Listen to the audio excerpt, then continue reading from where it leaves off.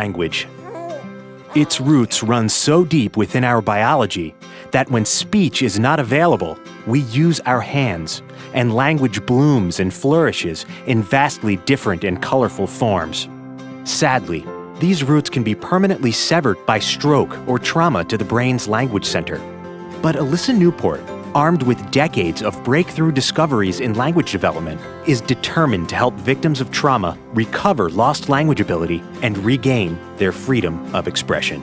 Languages are really interesting because they're very specifically human. And this is precisely what makes the subject difficult to study. We don't run experiments where we put babies in the lab until they're a certain age and then expose them to languages when we'd like to see if it's still possible to learn languages. Newport spent her first years at UPenn devising alternative methods of researching language acquisition. However, her big breakthrough would come much later, almost by accident.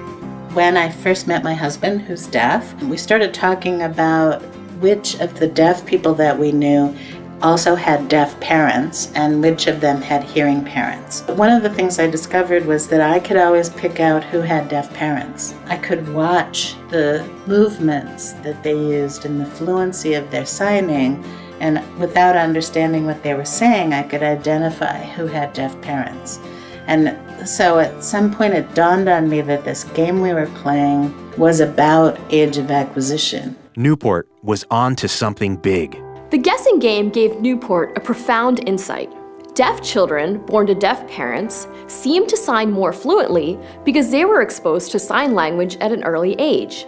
On the other hand, deaf children born to hearing parents signed less proficiently because hearing parents rarely know how to sign before having their first deaf child. Their children are effectively without early language exposure. Newport had found a natural, ethically sound method of studying language acquisition. She would examine the signing proficiency of deaf adults who learned to sign at various stages of life. At the University of Illinois, Newport devised a clever research study. It involved a seriously long road trip in a borrowed Winnebago. We went around Philadelphia recruiting people in the deaf community who had started the Pennsylvania School for the Deaf and learned to sign in the dorms, but at different ages. And we brought them into the Winnebago and had them sign for us. And then we analyzed all those data to look at the effects of age of acquisition.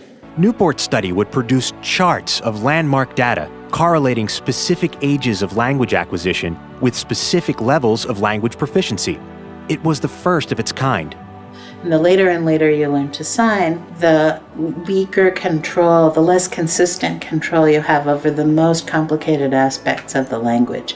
And that age effect lasts for a long time, forever. Newport would expand upon this breakthrough throughout her career and develop an expansive body of work that strongly suggests the biology of the child brain and language acquisition are deeply intertwined.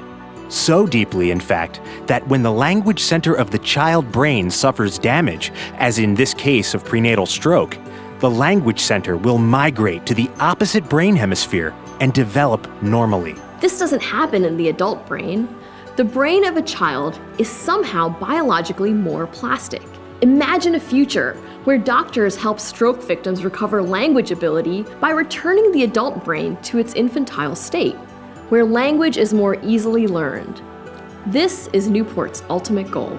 Remarkably, Newport and a team of neuroscientists at Georgetown University are making progress in this area. I've always cared about having a dual aspect to the research that I do, having a basic science aspect and also having some meaningful impact on people's lives. Though there's much more work to be done, because of Elissa Newport's invaluable contributions to our understanding of human language development, we may one day be able to give a voice back to those who've lost it.